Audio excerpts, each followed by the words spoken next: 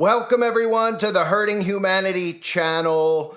Donald Trump has been selected to retake power, or so that's what they're telling us right now, because a lot can still happen between now and Inauguration Day. And it's important to pay attention to how everybody out there is feeling, because a lot of people woke up today feeling relief. Because of course, the majority of civilians in the United States of America, despite how they make it seem like there's a lot of Democrat communists, a lot of woke people, the majority of people don't know any of these people. The majority of people would likely select Donald Trump over Kamala Harris. But the narratives that are still floating around are important to pay attention to. And as you watch the alt-right media celebrate, Alex Jones and his team toasting with champagne, Ben Shapiro, well done, God. Russell Brand, God bless America, make Jesus first again. You can feel that there's a lot of baiting going on, a lot of celebrating, and it might be premature because some of the things going on out there, some of the narratives are about Kamala Harris not conceding the election. People are saying not to concede. Other people are now talking about Russian collusion and Russian interference. Now, putting Trump in power does make sense, of course, if we're looking at the Albert Pike World War III narrative. The World War III narrative, which plays out with Israel and Iran, would suck the United States of America right into the center of that. But I'm not convinced yet that we're actually getting a second Donald Trump term. And the reason being may surprise some people out there.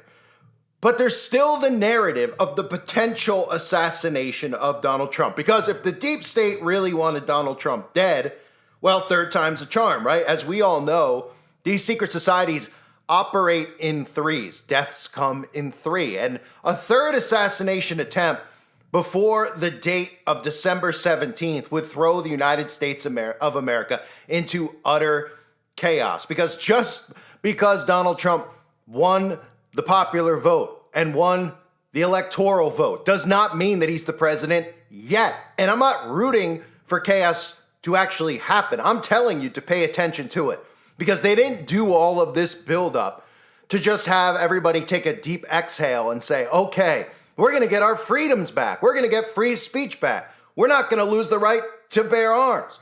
But what happens if the president-elect dies before the inauguration? What if the president-elect actually dies before December 17th and the Electoral College meets? Now, if you're not familiar, the government website for the Electoral College actually has an article up that says what happens if a candidate dies or becomes incapacitated. And it says, quote, "There is no federally required process to follow if a candidate who is projected to receive electoral votes dies or becomes incapacitated before the general election and the meeting of electors. However, individual states may have their own requirements that govern how electors must vote at the meeting of electors. In 1872, when Horace Greeley passed away between Election Day and the meeting of electors, the electors who were slated to vote for Greeley voted for various candidates, including Greeley. The votes cast for Greeley were not counted due to a House resolution passed regarding the matter. See the full Electoral College vote counts for president and vice president in the 1872 election. We don't know what would happen if a candidate who dies after or becomes incapacitated between the meeting of electors and the counting of electoral votes in Congress. The Constitution is silent on whether this candidate meets the definition of president-elect or vice president-elect. If the candidate with the majority of the electoral votes is considered president-elect before the counting of electoral votes in Congress, Rule 3 of the 20th Amendment applies. The section states that the vice president-elect will become president if the president-elect dies or becomes incapacitated. If a winning presidential candidate dies or becomes incapacitated between the counting of electoral votes in the Congress and the inauguration, the vice president-elect becomes president according to the 20th Amendment. So while most people would assume that that would mean that J.D. Vance would become president, we have to wait for December 17th. And this could very well be the calm before the storm, or I could very well be exaggerating. But there's so much predictive programming that I've shown you over the years with Donald Trump and an assassination. And it's not just the fake assassination attempts that occurred. There's literally parallels that they've created to make Donald Trump like Abraham Lincoln. There's lots of parallels with the Civil War. There's lots of parallels with Donald Trump always standing in front of that picture of Abraham Lincoln. Don't forget the Nutcracker performance where they showed Donald Trump as the Mouse King or the Rat King assassinated right in front of that picture of Abraham Lincoln. Now, we can look at the stuff that's out there and we could say, well, maybe they won't actually assassinate Donald Trump before then, but that would make the most sense. I mean, they've already attempted to take his life supposedly twice, right? So why would anybody out there think that he's in the clear? I mean, people will be, if you're talking about how to bring about order out of chaos, the most chaos you could possibly imagine would be something happening to Donald Trump between now, when the majority of people supposedly voted for him, and the majority of people, everybody feels this sigh in the air.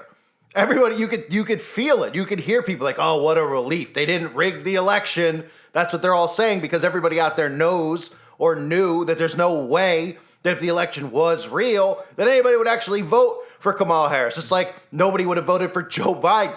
So everybody out there who believes in the Constitution, they're of course naturally, because they're being deceived, actually believe and like Donald Trump.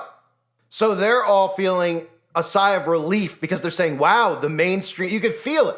They're saying, wow, the mainstream media is actually reporting that Donald Trump won. Yeah, we haven't heard Kamala Harris, as of me recording this, concede the election yet, but you feel the sigh of relief everyone has because they all thought that there was going to be major manipulation, that they were going to tell everybody out there that Kamala Harris won in a landslide, something that they would deny the outcome of. And of course, we're seeing Democrats deny the outcome of this already, talking about Russia collusion. This is all stuff that's been ingrained in their heads. Bomb threats were supposedly called in, all these psyops that the government themselves put out there. So it's very important to note, because the majority of people think that after the election, that person's automatically the president of the United States of America. There can be disputes. Don't forget of all this stuff that they've done already with trying to prosecute Donald Trump and throw him in jail. You're going to hear the stories begin. This is not over. This is not just going to be 2 months of waiting for Donald Trump to go into power. We know that order out of chaos is needed. And there is going to be chaos in the next couple of months. You could guarantee it. It's just a matter of how do they do it. So I'd be very surprised in the next 2 months if we hear nothing, if it's just silence waiting for him to take office in January. I think before December 17th, we're going to hear something go on before the electors meet. The electors have to meet in all 50 states and the District of Columbia and cast their ballots, one vote each for president and vice president, and then transmit these votes to national activists and the president of the Senate in D.C. And oh, by the way, who is the president of the Senate in D.C.? That would be Kamala Harris, the president of the Senate. So there's a lot of twists and turns that can be taken. I think when you watched how people are responding to this is exactly what they want. They want people celebrating. They want people feeling like Donald Trump is going to save the day. And nobody out there is actually thinking that something can actually occur between now and Inauguration Day. But too many seeds have been planted for something big to go on. I'm not buying it one bit. Now, the other thing that's out there that we've heard whispers about, and everybody has mentioned it a few times over the last 4 years, especially with the outbreak that occurred, is the president invoking emergency powers. And if you didn't hear, the U.S. military is testing nuclear missiles. This is just a quote. Your take on nuclear missiles or not is one thing, but this is something that's out there. The U.S. was testing nuclear missiles hours after the polls closed. So they're putting seeds out there in people's minds that we could suddenly get sucked into World War III and the president, Biden, could declare emergency powers. There could be another outbreak. There could be many things that happen. They're not done playing with people by any stretch of the imagination. This right here feels like the calm before the storm, because everybody out there feels this sense of relief because there isn't a dispute going on yet. There isn't any type of controversy. It was just pretty much a landslide for Donald Trump. So people out there are trusting in the system again, saying, look, they couldn't rig it. It was too big to rig. But the narratives with the assassination, the electoral vote on December the 17th, and remember, if they wanted Donald Trump dead, he'd be dead. But why would they kill him before the election? What would cause more chaos? Killing him before the actual election, or killing him after the citizens in the country supposedly vote him in to be the president, and before he could take office again, before he's officially put in on December 17th, something happens to him. And the Constitution itself doesn't state what the resolution would be. That's why I read that to you. What were some of the quotes in that? What happens if a candidate dies or becomes incapacitated? And for anybody out there that wants to find this actual article, it's archives.gov/electoralcollege/FAQ. And what does it say? It says, we don't know what would happen if a candidate who dies after or becomes incapacitated between the meeting of electors and the counting of electoral votes in Congress. The Constitution is silent on whether this candidate meets the definition of president-elect or vice president-elect. So it's not as simple as saying, well, if something happens to Trump in the next couple of weeks, that J.D. Vance would take office. It's not that simple. In fact, nothing like it has happened before. And guess what? If you're not paying attention, the things that we're seeing happen on a day in, day out basis is nothing like we've ever seen before. And when the government website themselves says there's no federally required process to follow if a candidate who is projected to receive electoral votes dies or becomes incapacitated between the general election and the meeting of electors, well, you should look at that and say, I guess there's a first time for everything, right? Maybe, maybe not. Just my take on things, watching how people are responding, knowing how wicked these people actually are, how many people out there are tweeting things about God, and how many of these celebrities like Russell Brand or this alt-right media is thanking God, saying it's a miracle from God. You could feel like something is brewing. I believe something is definitely brewing, and I'll be talking about it more over the next couple of weeks. Don't forget, with the assassination attempts on Donald Trump, for years and years and years, me and many other people out there have been talking about the predictive programming with an assassination of Donald Trump. Now, when it actually occurred, the attempted assassination attempt, it was very clear that it was a false flag, that they did that to ignite more fury, to build more support for Donald Trump, because the support was already insane of how badly people were clinging to Donald Trump because of how deliberately bad our government has made our way of life in America over the last 4 years, that the fake assassination attempt only gave Trump more credibility in people's eyes. If you want to bring order out of chaos, if you want to divide this country into two separate countries and bring about civil unrest, that would be the perfect way to do it, because then guess what happens? We don't know what happens. We don't know who they tell us the next president is. In fact, if it goes to the U.S. Senate and Kamala Harris is one of the people who's deciding or making the ultimate vote, what do you think could potentially happen?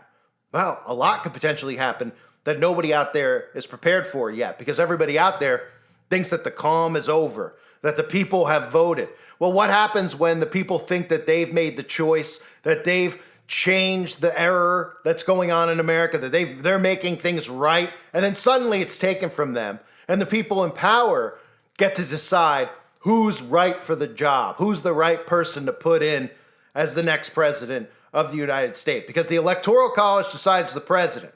The Electoral College can change in an instant. They could sit there and they could say, now that he is no longer alive, well, now we need to all get together and we need to make the best decision for the citizens in America. And American citizens will revolt against that. And that's exactly what they want. They want the infrastructure to be taken down. And what better way to do it than to create something that's never been done before, to create something where there is no precedent. There is no exact formula on how to determine the next president. Well, then you can look around and you can start saying to yourself, this right here, this is the beginning of the destruction of the United States of America. That's just my take, ladies and gentlemen. I'm not buying it for 1 second.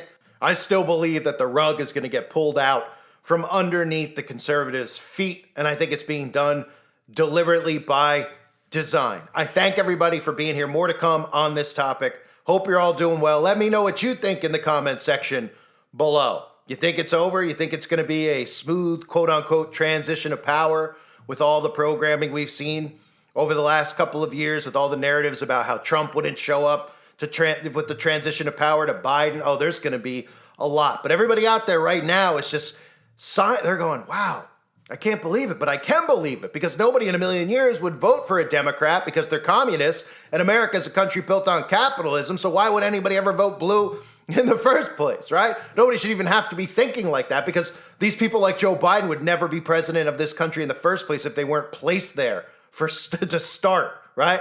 So we'll see what happens. Let me know what you think in the comment section below. God bless all of you and your families as always.